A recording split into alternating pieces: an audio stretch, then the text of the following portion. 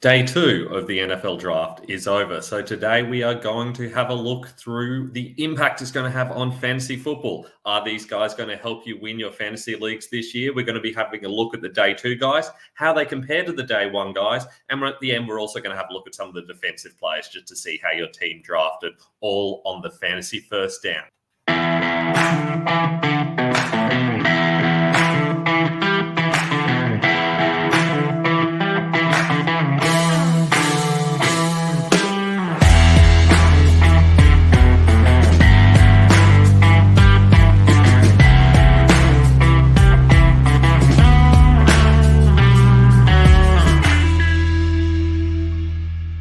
Okay, let's have a look back at round 1 quickly. These are the guys we saw go in round 1. We're going to look at the wide receivers first, because realistically for fantasy, most of the guys who went on day 2 were wide receivers. In fact, it's a massive range of wide receivers available, and a lot of them are going to be good at fantasy. I've updated the dynasty rankings. This is just my first impressions. We'll look into it properly once all 3 days are finished. But you can see a couple of guys have already moved down. I've already moved Worthy and Thomas down a little bit, and you'll see who goes into that spot in the number 4 spot. But the big faller for me is Ricky Pearsall. I don't like that situation. I don't know what's happening with Debo and Ayuk. I thought one of them might be traded earlier on. The fact that doesn't happen has me a little bit concerned. I'm also worried about the fact they mostly use Jennings as a blocker, so Pearsall's going to come in there, and what role does he play? He has to take over from Debo or Ayuk, and I don't think he's good enough to take targets away from either of those guys, or from George Kittle, or from McCaffrey. So really not sure whether he's going to be particularly relevant in the near future. Plus, there's a lot of good day 2 players. So let's have a go at the guys on day 2.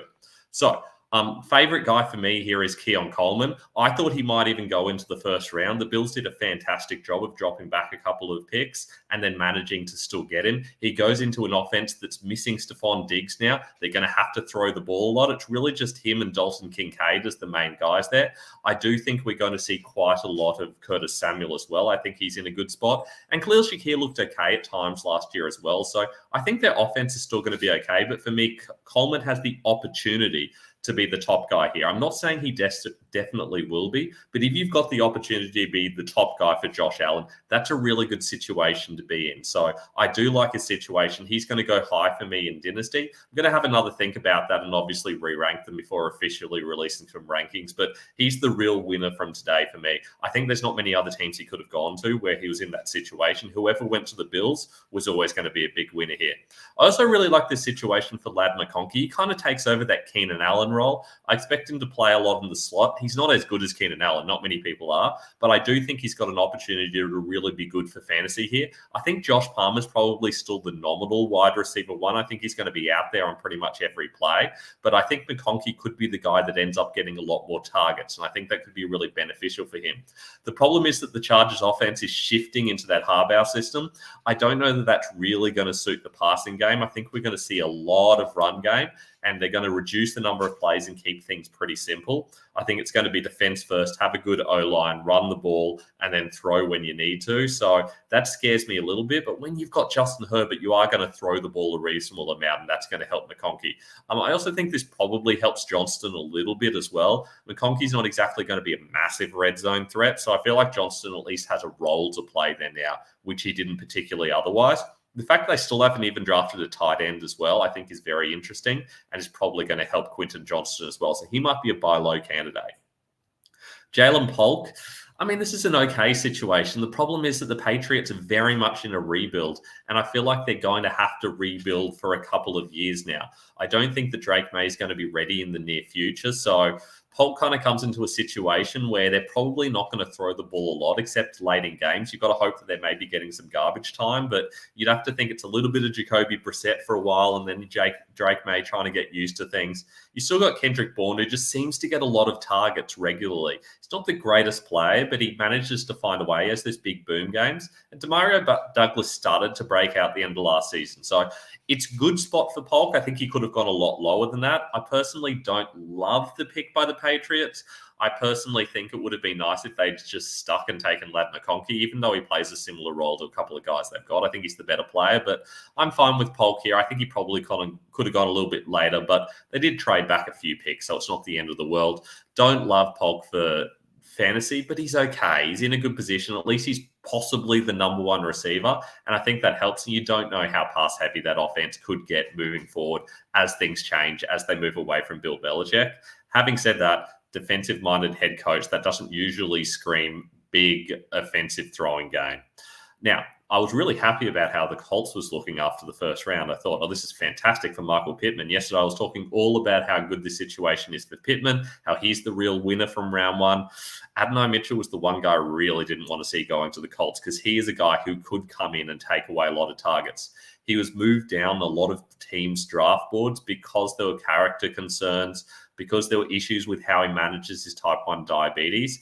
How that pops up, we don't know what impact that's going to have. That might have absolutely no impact. And if not, they've essentially got a first-round receiver late in the second round. That's going to hurt Pittman, but it's going to be fantastic for Anthony Richardson and for Colts fans, obviously, in general. But if Mitchell is a bust, and I think it is possible based on everything we've heard, then Pittman ends up being okay. So it puts Pittman into this real boom-bust situation that he wasn't in yesterday, and that's a little bit scary. This also really is a dagger for Josh Downs that a lot of people were liking at times last year because he had a few good games. This really reduces his value. I don't think he's going to get as many targets now after that. Now, for the Jets, they needed to get a receiver. They wanted to get one in the first round when Odunze didn't fall to them. They thought about trading down. They couldn't find a trade partner. Now they wait till the third round, and they get a really good player in Malaki Corley. I'm a big fan of this guy. I think this is good value for him here. He easily could have gone in the second round with no complaints. He becomes that underneath guy while Garrett Wilson can break it out downfield. They've already got Mike Williams, if he's healthy, being the big-bodied guy. So this is a good situation for Corley. There's not going to be a massive amount of targets. I think this offense is going to mainly run through Breece Hall and Garrett Wilson. But you are going to have to use the other wide receivers because the tight ends aren't much chopped. So you have to use somebody. I think it's a solid situation for Corley. He's kind of in that same situation as Pearsall where he goes in as the wide receiver 3, but you expect at least the Jets to use their wide receiver 3 a little bit more. Jermaine Burton's another interesting one. He's a real upside guy, but there's massive character concerns around him from a lot of teams, and that's why he fell. He probably has a round 1 grade based purely on his play, but there's such massive concerns about his attitude and how he's going to fit into the team and whether he's going to take everything seriously and just be a good NFL pro. Really negative comments around from him. I'll let you look into those yourself. It's not for me to comment, but I think the Bengals get a big win getting him because they're not scared off by players based on personality and character. So I think this is going to be an interesting situation for them. Jamar Chase and T. Higgins are still obviously the guys, but Tyler Boyd's gone now, so Jermaine Burton comes in as that wide receiver 3. Whether he gets that main role or whether we see a lot of Trenton Irwin on the blocking downs is a possibility. We'll have to wait and see.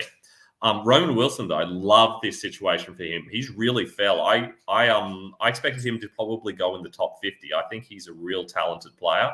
I'm very surprised that he's fallen this far.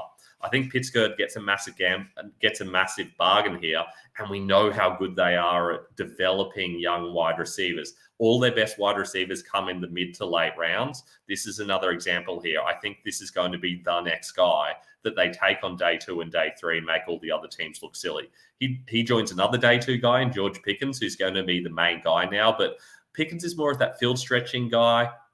That's not really Wilson. Wilson's more of a possession receiver. I think this is going to go well for him. They've got Van Jefferson to be that blocking third wide receiver. I think it's a really good situation for Wilson. I could see a situation where I might even have him higher up than Polk, possibly, maybe even Mitchell, depending on the reports we hear about Mitchell and what's going on over there.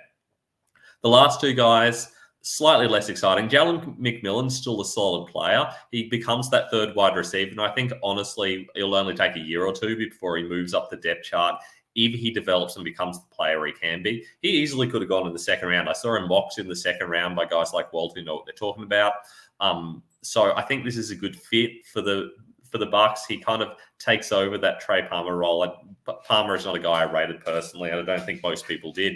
So I think it makes sense for McMillan to come in here and take that role instead. Excuse me. My dog is just going nuts. Now, the last guy here, I mean, this is a very familiar name in Luke McCaffrey, obviously Christian's brother and Ed's son. Obviously, very talented family.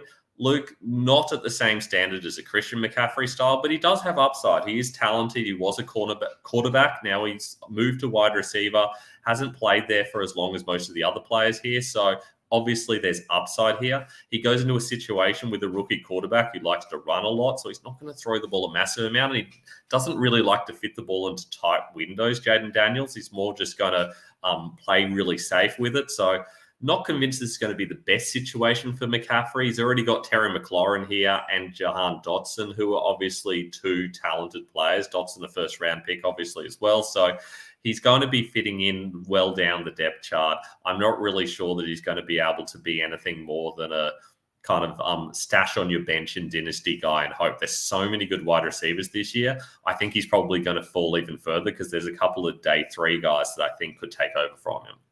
Now, in the other positions, we still also had some guys drafted. We finally got some running backs off the board. I said that we might even get to day 3 before we see one. Jonathan Brooks was we might get to round 3 before getting one. Jonathan Brooks obviously went in round 2. Made sure that he didn't go too deep before we got a running back. I think this is a good pick by Carolina. I think Dallas would have loved to get him. Carolina jumps over the top of them with a trade and gets probably the best running back in this class. Brooks obviously recovering from injury. I didn't like the idea of drafting him first, given he's recovering from injury, but Carolina's not winning anything anytime soon, so they can easily let him develop over the next year as he gets back to full speed. They've got Chuba Hubbard, who's going to be absolutely fine. This at least means that they don't need to worry about Miles Sanders anymore. He was a real bust for them. I like the fit. Their run game's actually pretty good in Carolina compared to everything else going on there, so this makes sense. I think possibly they could have waited a year or two and waited until they were closer to their window to get their running back. But if you're going to get someone in this class, I think Brooks is the main player. This is a really weak running back class. The only other guy that I think is particularly good is Trey Benson. And I think this is a reasonable fit for Arizona as well. They're also not quite in their win window yet. I think they probably, again, could have waited another year. James Conner was amazing last year, and he has been for a long time, but he's constantly injured, and that makes life very tough. So they have an actual proper backup, so they don't need to use Amari DeMarcado and guys like that, Michael Carter, guys that realistically should be on the bench and playing special teams. So Trey Benson gives them that other guy that they can use. They can take some of the load off James Conner. I'm very disappointed. I've got a lot of James Conner around the place. He's a very talented player. He's one of the best running backs out there. He just struggles to stay healthy. So it makes sense for them to get him, but I'm personally very disappointed. Speaking of disappointed and disappointing situation, Blake Corum going to the Rams. The wrong LA team has Blake Corum. This is a terrible situation for him with Kyren Williams performing so well for them. It's also not great for Kyren Williams. He was playing every snap of some games last season. Sorry, every offensive snap, obviously, of last season. That's not going to happen with Blake Corum. You don't spend a 3rd-round pick on a guy that's not going to play at all. So he's not going to take over that Ronnie Rivers role of you won't see him until the game's in hand or maybe 1 or 2 snaps here and there. He's going to be playing more often. Not really sure exactly how they're going to use him. We'll have to see. He's quite small, so it's not going to be goal line stuff. And it's not like Kyren Williams is massive, so it's a bit of a weird pick for me. But Corum can come in and do a job. He's okay, but gosh, this really drops him down the rankings compared to where he could have been if he'd gone somewhere like Dallas. It's really interesting that the Cowboys still haven't drafted a running back. They're going to have to get one on day 4 or 5, surely, unless they're thinking of signing a free agent somewhere or trading for one. Marshall Lloyd, obviously the last guy. Don't really love this pick by the Packers. The Packers do tend to reach for the running backs and go a little bit early. We saw that with A.J. Dillon when they got him in that Jordan Love year, and that was a real mistake. That made no sense at all. This makes a little bit of sense. At least we know that Dillon's mostly been a bust, and Josh Jacobs isn't going to be around for too much longer. Jacobs also isn't the greatest receiving back, so Lloyd can come in and take off a little bit of load from him. So it kind of makes sense. I just don't love it. Honestly, Corum and Lloyd, I thought there was some potential there for fantasy. I feel like these are guys that we really shouldn't even be touching. They're mostly backup guys. They're going to be backup guys from the near to mid future. So realistically, most of these guys won't even be going in the first round of dynasty drafts. I feel like if you need a running back, you're going to have to reach for Jonathan Brooks. And realistically, if you need a wide receiver, there is so much going on here. So it's going to be really interesting to see how this falls out in Dynasty. I feel like in a super flex league, there's a heap of good quarterbacks. And in a non-super flex league, it's just wide receivers galore, one running back that you can take and one tight end that you can take, and everything else is going to be really dodgy. So it's going to be very interesting to see how a lot of these drafts come out, because a lot of people have needs for certain positions. You don't want to be taking a million wide receivers when it's not what you need. So I feel like Brooks is a guy that you're going to need to reach high for if you want to get him. You might see him go earlier than he should be, even though we've got some truly elite and generational talents at wide receiver that you should be taking instead. Now, tight end, this is a mess. There are some okay tight ends left. I like Jatavian Sanders, for example, but he wasn't even taken on day 2, which really surprises me. Ben Sinnott's fine. He was close to being the favorite of guys to go. I think Theo Johnson ended up being the favorite by the time day 2 actually started, but Sinnott's fine. He comes into a situation where I forgot to change the team that he's gone to on the graphic. That was very smart of me. He goes into a situation where, and he's actually playing for Washington, by the way. I just haven't changed the graphic. Ben Sinnott playing at Washington. It makes perfect sense. They don't have Logan Thomas anymore. They need someone to play there. They've brought in Zach Ertz. Zach Ertz didn't look very good the last couple of times we've seen him at Arizona. So realistically, and then obviously he moved and also didn't look very good. So I do like this situation for Sinnott. It's a great situation to fall into, because I don't think John Bates is the guy either. He's just not the greatest player. He's fine. He'll do a job, but I think this is really disappointing. We think of that Washington system as being similar to the Chiefs system because of the Eric Bieniemy relationship, and yet they don't have the tight ends to make that work. Washington's typically been able to use their tight ends quite well. I don't think Sinnott's a guy you're going to be able to use there. So he's probably going to be the second tight end off the board in dynasty drafts. In fact, he might be one of the only tight ends that even gets drafted in a lot of leagues. But it's still not a great situation. I don't love it at all. Speaking of terrible situations, what is Arizona doing? Again, didn't change the graphic for the tight ends, but Arizona taking Tip Ryman here. This is a day 3 guy at best. This is a terrible pick. I do not understand what they're doing. It doesn't fill a need, and it's not the player you should be getting if you're getting a tight end. He is at best an okay blocking and kind of on the end tight end. You can't really even play him in line because he's not that good, but he's not a great receiving tight end either. I don't understand what they're doing here. This is a special teams guy. They don't really have a second tight end. But Higgins looked okay as a receiving guy. If you want to get a blocking guy, get an actual blocking guy. Get one of the million or so inline tight ends that you can get in free agency. I don't understand why you'd use a 3rd-round pick. You have so many other needs. They just happen to have a million picks this year, and so they're wasting them on players they don't need to spend them on. I don't understand what they're doing. This doesn't make any sense. This might be the worst pick in the draft so far. Sorry. I take that back. That's Michael Penix. Everybody knows that. But the worst non-Atlanta pick of the draft so far is probably Roman. I just plain don't get it at all. Now, in addition, I'm also going to look through some of the other picks. To do that, I am going to do something I don't usually do. And we're just going to go over to the list because it's easier to see this way. So basically, I'm just going to take you through my thoughts on a couple of the other picks that have happened so far. I'm being lame and using Wikipedia because making a graphic for this many picks didn't really make any sense. As always, by the way, stick those comments in the comments section as well. Got a couple here as well on both Twitter and YouTube, and in the comments here as well. Gianluca shouting out, hoping that Debo gets traded to the Bills. Look, I've got to agree. I also hope that he gets traded to the Bills. That would be amazing. As much as it would hurt my Keon Coleman hopes, I at least understand the idea of wanting to get him in a situation where he's going to be used very well. The problem is I don't think the Bills are going to be willing to pay him. If they're going to be willing to pay someone, they probably would have gotten someone else. I think it's going to be tough for Debo and Ayuk in general. It's really difficult when you have players who want to get paid. Realistically, they're probably not guys that are going to get the money that they might deserve. That San Fran system makes everyone look really good, and I think teams mostly would rather take players that fit their system a little bit well. I think, though, Debo and Ayuk are both in the best system for them. I think if they get traded, they're either going to get paid fine but be in a bad team or go to a good team and not get paid. So I'm not really sure it's going to work out for either of them. As for Marvin Harrison, of course, he went the 4th pick, John, so he's the first guy for you to take in your fantasy draft when that happens. Now let's have a look at a couple of the other positions that have been going on. So firstly, not much going on in centre land, but there are some good quality centres here. Jackson Powers-Johnson is one of the big droppers in the draft here. Obviously, he went in the second round when I really expected him to be a first-round player. I did drop him off my mock draft in the end because I had to leave somebody out, and it turned out to be the right pick. This is fantastic value for the Raiders. It was a bit weird they got Bowers in the first round, but getting Powers-Johnson here was fantastic value. Same with the Steelers. Zach Frazier here. This is really good value. They needed a centre. They got Faatanu, and I was a little bit worried they were going to play him at centre. They brought Frazier in. Now they've got their centre and a tackle. Brilliant drafting by the Steelers. I think they've had a really good draft so far. Cornerback-wise, heaps of cornerbacks off the board and heaps of value there. Cooper DeJean obviously goes off the board. I think that's a good situation for him. He's looking pretty darn good.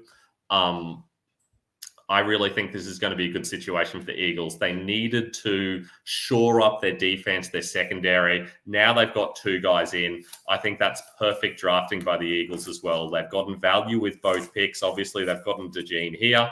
At having already gotten Quinion Mitchell, they essentially get two of the best cornerbacks. And they've done it without even moving a lot around the draft. They were aggressive to go up and get to Gene, but they got Mitchell at fantastic value. This is really going to help their secondary. Fantastic for the Eagles. Kool-Aid McKinstry, also another fantastic pick. Bit weird because the Saints didn't have a great need for him. They don't have a lot behind Lattimore, but they've at least got some guys. But when McKinstry's sitting there, it's great value to take him here. Kamari Lassiter's fine value here. Max Melton, a bit of a reach. Most of these other guys are solid here. Sainristil and Rakeshaw could have got a lot earlier. So I think that's good value. That's one of the better picks Washington's made so far this draft. They had some clangers as well. I do like Rakeshaw there to Detroit. We've got two teams taking two cornerbacks in the first two rounds, and I think that's smart drafting from both of them. They both needed them. Fantastic value for the Lions getting Rakeshaw and Arnold without having to do too much trading to get there. They moved up a little bit. 49ers reached a little bit for Green. Phillips was a reach for the Giants. The Joneses, nothing exciting there, not much going on. Those guys are going to be borderline starters, maybe special teamers. Edge guys, Marshall Nealand, he was naturally the next guy that was going to be coming off. There's a big gap between the edge guys that went in the first round and these guys. Nealand and Braswell, it made sense for them to be the next guy. Don't know that the Cowboys, that was their greatest need. I think they probably would have preferred to get a running back there, but they've gone for Nealand. I think that's fine. Jonah Ellis as well. We know that the Broncos like Latu, so it made sense for them to take Ellis. I think that was smart picking. The Ravens always pick well, and they get good value here at Isaac. And Eagles continuing to have a fantastic draft, getting Jalix Hunt, who could easily have gone a lot higher than that as well. They've had a really good draft. Defensive tackles, you get a little bit of everything here. Rook or Rororo. That's a fantastic name, by the way. Look, this is way too early for him. Atlanta has definitely had the worst draft of everybody. They had Johnny Newton on the board, and they had Braden Fisk on the board. They had Chris Jenkins on the board. They could have taken Sweat and taken the risk on that. So many better players. I don't understand what they're doing. And they traded up to do it. It's just absolutely ridiculous. I have no idea what the Falcons are doing. Arthur Blank needs to mind his own business. Now, Johnny Newton, on the other hand, Washington, one of their good picks here was Newton. He easily could have gone in the first round. I didn't mocked at 21 to the Dolphins. So this is fantastic value for the Commanders. Tafondre Sweat going to the Titans is a real risk. There's some major character issues there, but he's very talented. So big boom bust pit there. But the Rams definitely got this pick right. Braden Fisk is fantastic value. I was talking to a mate just last night and talking about the possibility of whether he might make it to the Bills. And I said, I don't think so. This is a guy who could have gone in the first round. The Rams get him here at 39. I think this is good value. There was a run of tackles coming off, and the one that they needed to get, the good remaining one left, is the one that they managed to pick up. So I think that's smart by the Rams. Mason Smith's fine. Chris Jenkins, good value to the Bengals. Brown's reaching a bit for Hall. There's some major character issues there. I'm a little bit concerned about how he's going to go. The other guys are just kind of guys. We finally saw some linebackers coming off. Edgerrin Cooper is very good. I'm excited to see him play. There are some concerns around him, but I think he's going to be excellent. But the real value there is in Junior Colson going in the third round to the Chargers. That's smart drafting. They desperately needed someone. Their linebacking core is terrible. So Harbaugh doing what he needed to do, going and getting his Michigan guy. Everyone thought it was going to be Blake Corum. He was smarter than that. He got arguably the best linebacker in the class. Certainly got the best value. I think Cooper and Colson are close in quality, but getting Colson was smart. Wallace there by the Panthers, that's too early, but that's fine. Liafu's going to be good, but he doesn't feel a need for the Cowboys. They've got plenty of guys. I know they lost Van Der Esch, but they've got plenty of guys in there that are around that same standard. So I'm not sure about that. Favorite pick there's Peyton Wilson. I think he could have gone a bit earlier. Steelers just having a fantastic draft again. Don't really have too much to say about the guards. Cooper Beebe, that's a good pick. I think that's good value. Cowboys doing what they needed to do and beefing up that O-line. We said they needed to do that. They get Guyton and Beebe, who are fantastic value in both situations. So I think that's smart drafting when you compare to like Washington and Arizona reaching for their guys. Did not need to take those guys too early. Zach Zinter down there is also good value. And I don't mind the 49ers taking Pooney as well. Plenty of tackles went off as well. There was obviously a big gap between the guys we saw in the first round and these guys. Patrick Paul is a good pick there. Blake Fish is fine to the Texans. I think he's going to do a job. That fills the need. The Ravens making a rare mistake there. I know Mel Kiper loved Rosengard and had him in the first round at one stage. That was way too early. Most of the team saw him as at least a late day 2 pick. So this is around the right value, but for me, a little bit too early. I actually had Kingsley Su'Mataya to the Chiefs in the first round. So seeing him go in the second round, that's fantastic value. That's really good drafting by the Chiefs. After I thought they reached a little bit unworthy, they really got a win there. I'm very happy to see that. The other tackle guys, the one that stands out for me is the Bears pick. I'm not even going to try to pronounce his name. I think he probably easily could have gone in the second round. So that was a good pick, as opposed to the Raiders, who go back to their roots and reach massively for a player for no reason at all. Most of the other position we've covered. Safety, I mean, there's quite a few solid safeties in this class, and I think they went to good situations. The Giants taking Newman made perfect sense. They needed someone else to replace Xavier McKinney, so they get Newman in. I think that's a great pick. Javon Bullard, fantastic pick by the Packers. He can play a couple of roles there. He can play a safety or as a nickel corner potentially. Cole Bishop to the Bills, love that pick. That's what they needed to do. They needed to get someone else in, having lost both of their starters. So it was either that or the guy who thinks he should have been the comeback player of the year has to actually start playing snaps again, and that would not have worked for the Bills. Callum Bullock to the Texans is a fantastic pick. Big fan of that pick. Plenty of quality there. Tampa goes for Tyke Smith. Would have much rather see Cameron Kitchens there. Instead, the Rams win out on a guy that at some point I saw being ranked in some mock drafts in the back end of the first round. So getting him with your late third round pick is fantastic value. Already talked about these other guys here. So that's it for now. I'll obviously be back in the coming days to make sure we chat more about all things fantasy draft, fantasy football, NFL draft, all the day 3 picks and what impact they're going to have on your fantasy teams. As always, please make sure you check us out on whatever platform you're not checking us out on. So we've got our YouTube channel up and running now.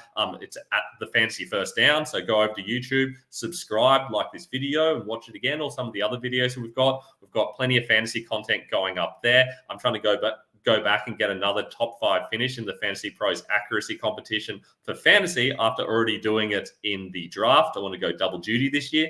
I haven't done top 5 in both of them in the same year before. Obviously, you can check us out on Instagram at the Fantasy First Down, and you can check us out on Twitter at Fantasy First Down with no O. As always, if you've got any questions, feel free to message me on either of those platforms.